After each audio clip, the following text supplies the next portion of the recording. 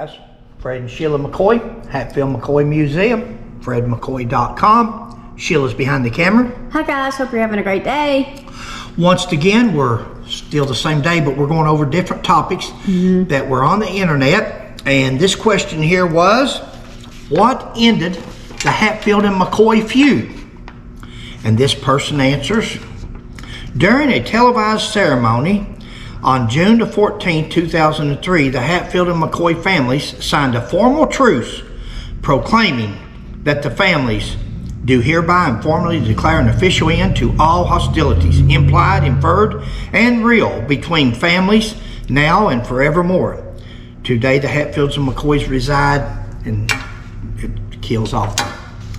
What ended the Hatfield-McCoy feud? Well, according to this person, who is no doubt a Hatfield sympathizer, West Virginia Hatfield sympathizer, during the televised ceremony on June the 14th, 2003, televised ceremony.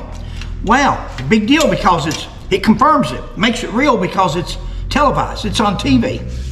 You know another way you can get on TV? Take hostages. Taking hostages will get you on TV every time.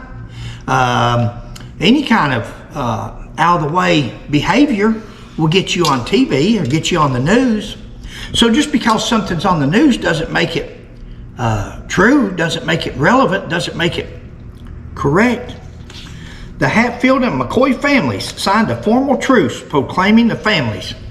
The Hatfield and McCoy families signed a truce. Let's see who signed it.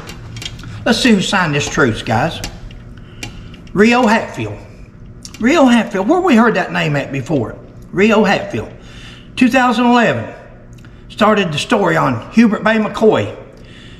Started a make-believe story that his grandfather was a police chief in Matewan, West Virginia, and he went to raid a brothel, and inside the brothel there was a man that got mad because he got interrupted.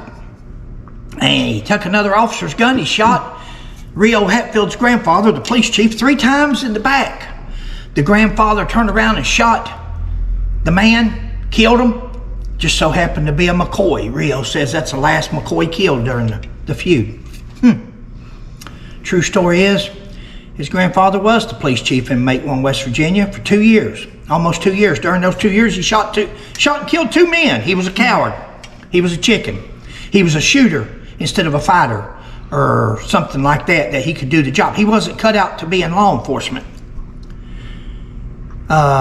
He shot Hubert Bay McCoy on the railroad tracks in Matewan in front of the depot. Matewan Depot, between the depot and the jail.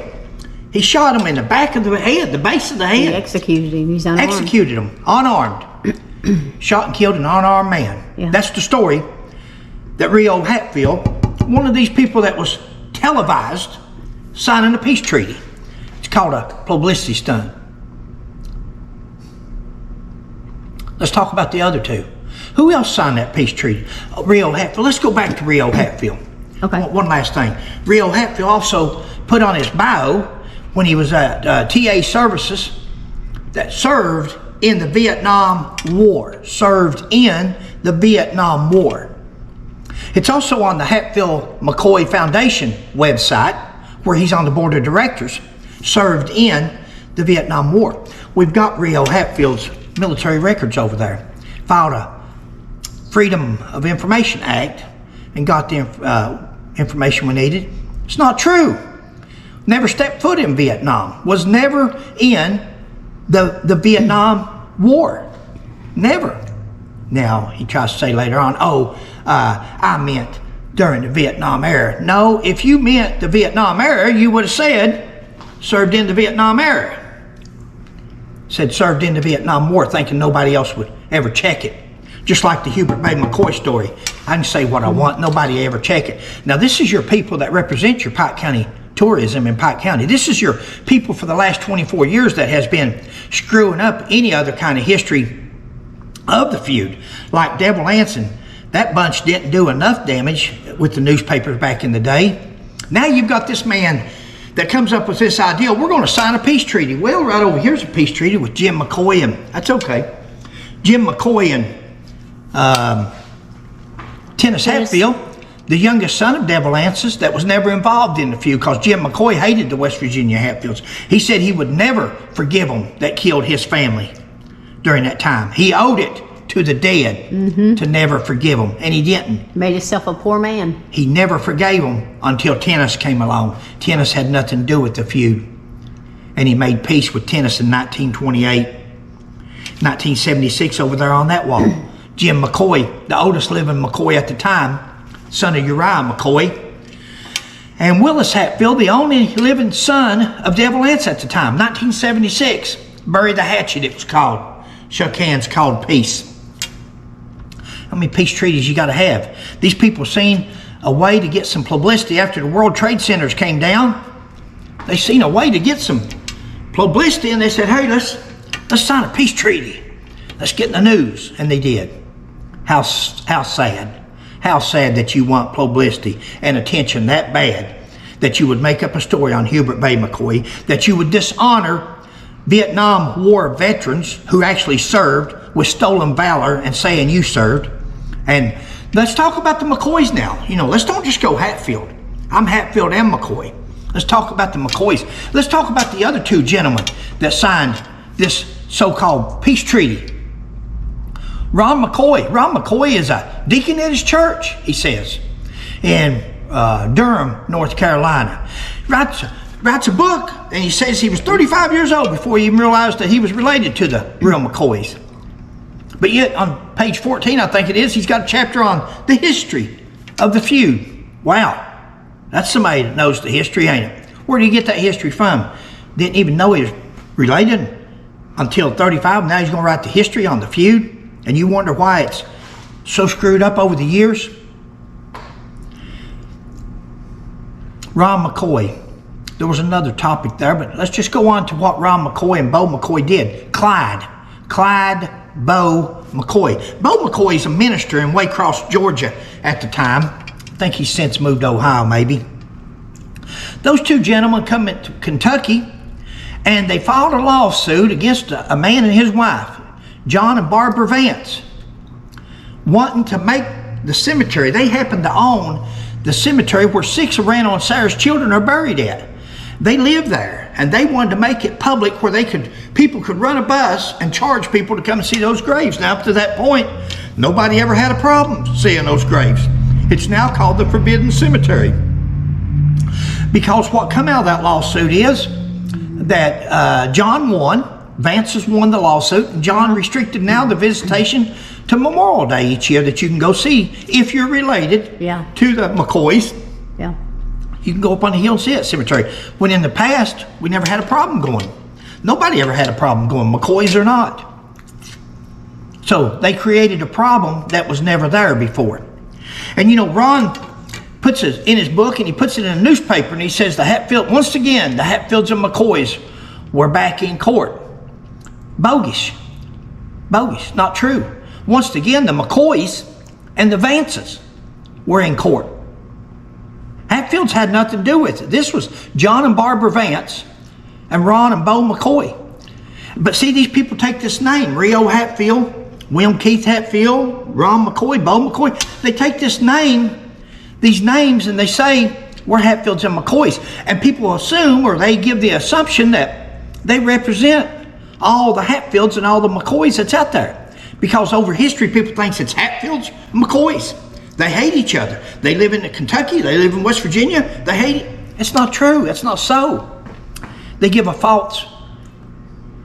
But see, this is people that's wanting publicity. Ron McCoy said, I'd have to be a marketing genius to get this kind of attention. Well, he was. He's a marketing genius. He wrote a book, and he just went crazy with it. That was the deal. He lost the lawsuit. He come to the cemetery one time before he filed the lawsuit, come one time after, never been back. But that's his relatives, that's his relation. And guys, that's why we ask. Everybody can say, I've got the last name this, I got the last name that. Okay, last name's nothing. Now we have a way to tell if that last name coincides with our blood count, with our Y DNA. And that's why I ask these people, especially that represent the Pike County Tourism, to take DNAs. Why is it so hard? Why does people deny and refuse to take a DNA? What would be so hard? I've had a DNA, and it comes back exactly right up as my great-great-grandparents. Preacher Aunts and Polly Hatfield, Uriah and Aunt Betty McCoy, Asa McCoy, and Nancy Hatfield. That's my great-grandparents. This question was, what ended the Hatfield and McCoy feud? No, my friends, no. No, it was not this fake publicity stunt. 2003 peace treaty. It was not. In fact, that peace treaty, the story on Hubert Bay McCoy, the bogus, untrue, slanderous story that Rio Hatfield has told throughout the years, and the Herald Dispatch in Huntington, West Virginia, and Darrell Fetty and different people have repeated, that is not what stopped the feud. The feud stopped at the hanging of Ellison Hatfield. Ellison Hatfield, not Ellison Mounts. Ellison Hatfield. Now, his mother married a Mounts. To this day, there's never been any kind of legal representation, legal papers, legal court documents, nothing where Ellison Mounts or Ellison Hatfield was a Mounts.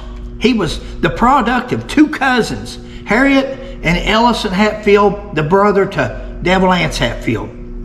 On his confession, he signed it, Ellison Hatfield. Ellison Hatfield. He did. That was common. The Ellison Mounts didn't come up until Coleman C. Hatfield and all these people started wanting to change the names of people. They didn't want, and they kept you from it for years, people. They've kept you from it. And if you would, please share these videos. Please put them on these Facebook pages. They'll take them down, but share them. Because if you don't, people's never going to see this part. But they fooled you for all these years, because all these years you thought, Ellison Cotton Top Mounts, this and that. Ellison signed his own name, Hatfield. They thought they was going to pull the skim over your eyes, and they did for years. They did for years. These people made names for themselves. They got on TV. They thought they were big dignitaries. They went to the Hatfield McCoy Dinner Theater, where they make fun of Hatfields and McCoys. But they were celebrities there because they told this story of their grandfather killing the last McCoy in a brothel, which is as bogus as me saying I got a whole head full of hair.